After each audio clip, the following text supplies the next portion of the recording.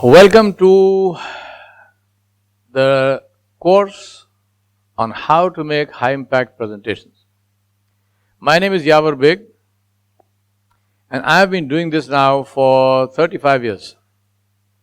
I have taught this particular course in GE, IBM, Microsoft, National Semiconductor, and in many other companies in the United States, in India, South Africa, Sri Lanka, Malaysia. But what's more important is that I have personally myself practiced what I am going to teach you throughout this period of 35 years. The very first presentation that I made was in 1985, and today, 2019, I do this both for a living as well as something that I do when I teach others on how to empower themselves to become powerful presenters. My friends, believe me, presentation skills is a course.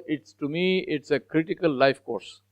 It's a critical life skill that you absolutely cannot do without, just as you cannot do without reading and writing, just as you cannot do without anything that you consider to be critical to success. Presentation skills or how to make good presentations is not restricted to people working in corporate organizations, and it's not restricted to making formal presentations using aids like PowerPoint or any other aids that we use. Making good presentations is something that every person in the world needs to know, no matter which profession they are in, no matter where they live, no matter who they speak to, whether or not they do it just extempore, talking to people, or whether they do it using audio-visual aids. What is that? A bicycle. Why am I projecting a bicycle there? Why do you learn cycling? Because you want to learn how to go from point A to point B in a way that is faster, in a way that is superior to walking, and in a way that is more conducive and more enjoyable perhaps. That's what presentation skills is. It's a hands-on to-do course. You're not learning presentation skills for any intellectual benefit. You're learning it to use it to make you more effective, to make you more powerful, and to make you more influential in whichever area of life that you are in or you work in. Speaking is about being believed. When I'm saying speaking, I mean public speaking. Public speaking is not about transfer of data from you to the listener. Unless you are doing a purely technical presentation, for example, how to use a washing machine. Even there, if I may be permitted to say that, even there is some aspect of being believed. But maybe if it's a purely technical presentation like that, how to use a washing machine, there is not that much of an element of credibility or convincing. But practically everything else, speaking, and especially public speaking, is about being believed.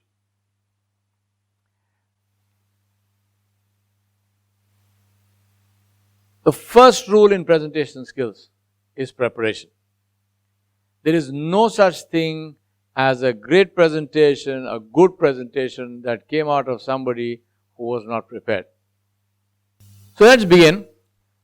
Let me ask you to pause this presentation now and go and make a presentation about yourself. Speak about yourself for 1 minute. Get someone to record it. Give them your phone. Let them record it.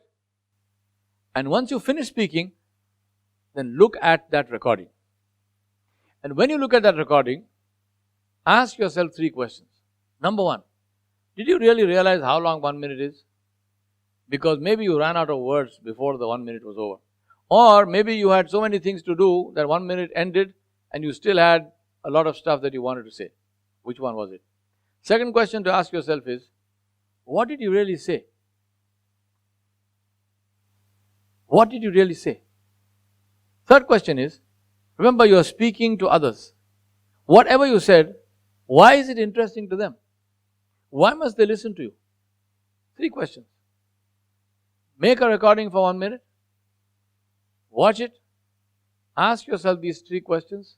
Satisfy yourself with those answers. And then come back to this presentation. Presentation, powerful presentations, influential presentations, effective presentations are about confidence. There are 3 secrets to confidence. Do your homework, do your homework, and do your homework. There's no substitute for homework, and nobody ever made a good presentation without doing it. I'm going to give you 2 book suggestions, both by Desmond Morris. One is called Man Watching, and the other one is called Naked Ape. I'm sure many of you have seen this pie chart which is called the communication pizza. I know there is some doubt with regard to the exact percentages that are given here. It's not my purpose here to push any percentage. This is just to give you an idea of the 3 elements that make up public speaking. One is the words, what you say. Number 2 is the paraverbals, which is the tone of voice, the loudness, the energy in the voice, the smile in the voice, the seriousness in the voice, the tears in the voice, all of that. And the third one is your body language, your gestures, your facial expressions. Now, out of these 3, believe it or not, the third one, which is your body language, your facial expressions, has the maximum impact on people. So it's as if people are listening to your body more than they're listening to your voice. The second thing which has a huge impact is how you say what you are saying. And that how you say, as I mentioned, has to do with the tone of voice, with the amount of energy, with the enthusiasm that is coming through, with your own belief in what you are saying. Believe me, that shows. Do you really believe what you are saying? All of this comes in the voice. And the third one, the smallest part, are the actual words.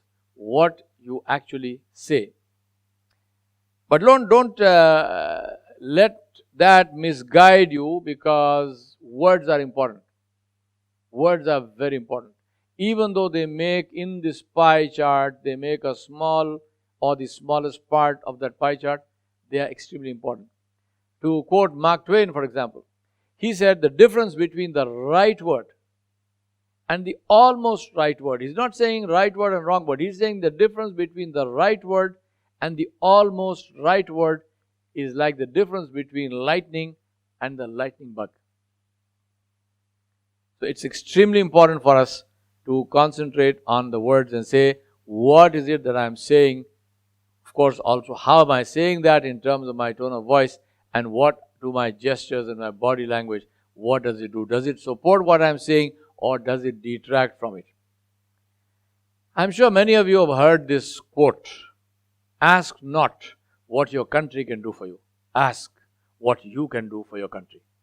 I don't know how many of you know who said that. And many of you, if not most of you, were not even born when this was said. This was said by JFK, John F. Kennedy, President of America, in the 60s.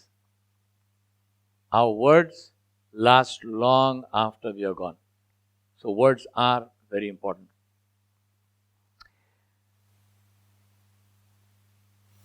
Words are the only means that we have of transferring what is in our minds into the minds of our audience. So think about what you are saying and think about how you want to say it.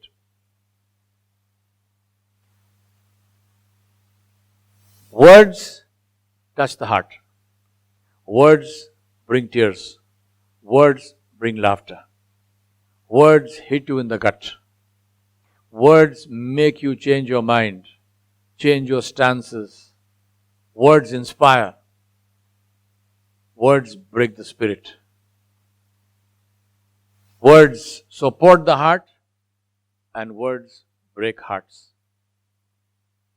And that's why I say to you, do not underestimate the power of the word delivered effectively.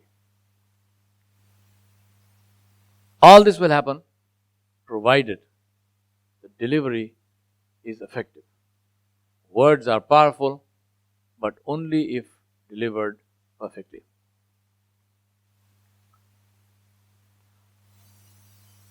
We come to the message. There are three critical questions, core questions, that you need to ask yourself for any presentation to any kind of audience anywhere in the world. The first question is, what is your core message? What is your core message? Imagine this. At the end of your presentation, if somebody is standing at the door outside and they are taking a survey and they ask each person who comes out just one question. And that question is, what was his core message? What was her core message? What are those people going to say?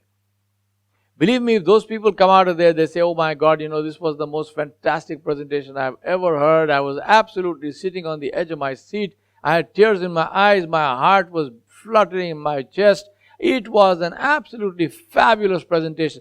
The surveyor says, thank you very much. Lovely to hear that. But tell me, what was the core message? And the person is scratching their head and they're saying, well, you know what, I'm not sure about that, but it was a beautiful presentation. Believe me, that presentation was a lousy presentation. You failed. You're not an entertainer to give people a high. You are a serious presenter about something that you want people to take away from your presentation and do something about. And if that message was not clear, it doesn't matter how much people enjoyed it, it doesn't matter what happened, your presentation failed. Make no mistake about that. So the first question to ask yourself is, what is my core message? The second question to ask is, why am I saying it to these people? Are they the right people? Is this the right audience to talk to? Am I in the right place? Believe me, it's a very important thing because many times it happens, and it has happened to me as well, believe me. I've spoken to audiences, absolutely floored them. There were people who were literally in tears, who were totally and completely convinced about what I was telling them, but they were the wrong people. Those people had no power to take any decisions. Those were people who were the wrong people, and all my energy and emotion and intellect and capability really was wasted because I was speaking to the wrong people. Now, having said that, I was not foolish. I didn't do that stupidly. That was practice presentations that I was doing. So in that sense, the feedback that I got from the people with regard to the credibility of the presentation was fine. But if that had been a real presentation, then obviously it would have been a failure because I was speaking to the wrong audience. So the first rule is, what is your core message? The second one is, why are you saying it to them? And the third question to ask yourself is, what do I want them to do with this? As I told you, we are not in the business of entertaining. We are in the business of convincing and of bringing about change in the lives of people. And therefore, it must be clear to the people, what is it that you want them to do? Now, remember, it doesn't matter whether they agree with you or not. At the end of the presentation, we come back to our surveyor. The surveyor says, what was his or her core message? They are clear in their minds about that. And then the surveyor says, are you going to do what this person said? And they will say, no, I'm not going to do that. I don't agree with that person. I do not agree with the presenter. Are you clear about the message? Yes. Will you do what they tell you to do? No. Why? Are you clear what they wanted you to do? Yes. Is your presentation successful? Yes, it is successful. It doesn't matter even if you didn't convince the people, as long as your core message is clear to them, as long as they were the right audience, and as long as they knew what you wanted them to do. From the perspective of the presentation, your presentation was successful. Obviously, we also want to be able to convince people to listen to us, to do what we want them to do. And believe me, it happens. I mean, it's not something that is unusual. It does happen. It happens more than we might imagine. But it will not happen if the people are not clear about the core message, and it will not happen if they are the wrong audience, and it will not happen if they are not clear about what they need to do. So these three critical questions you need to answer before you come and stand there to make the presentation.